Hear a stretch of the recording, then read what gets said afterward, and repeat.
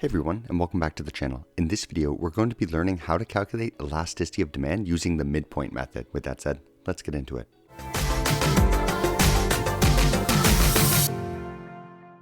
So let's say that a pizza shop raises its price from $10 to $12, and therefore the sales drop from 100 pizzas to 80. We need to calculate the elasticity of demand using the midpoint method.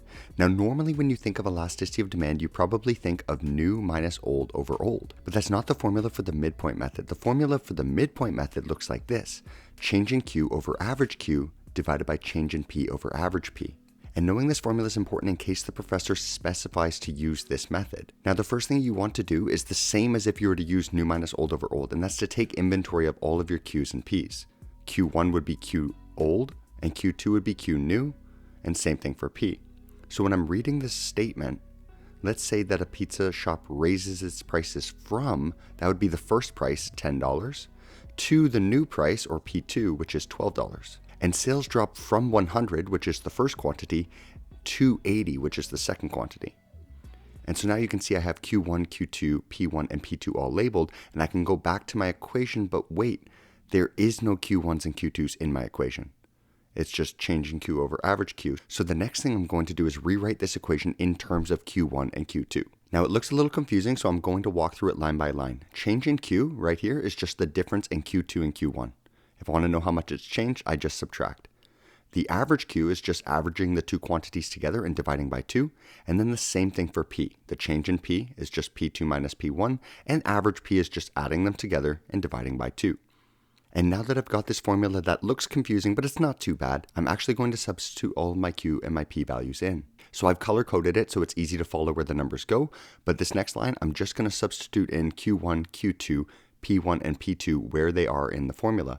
So you can see now I have 80 minus 100 over 80 plus 100 over 2, and then all of that is divided by 12 minus 10, and then 12 plus 10 over 2.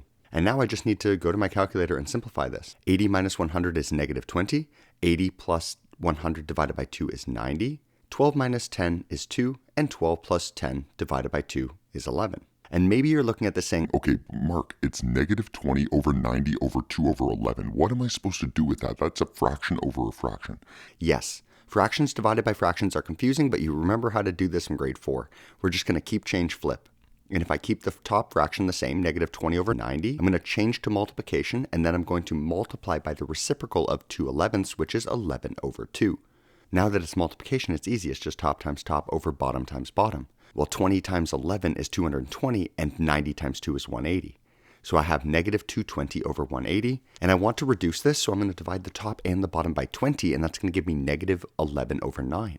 Now, when you have elasticity of demand for a normal good, it will always be negative. So when we take the elasticity, it's always in absolute values. So in this case, the elasticity would be 1.22, and since 1.22 is greater than 1, we would say that the consumers have elastic demand. If you have any questions about any of the calculations here, just drop them in the comments. I'd be happy to answer them.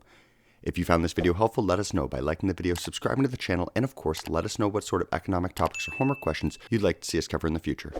Thanks for watching this video, and we'll catch you in the next.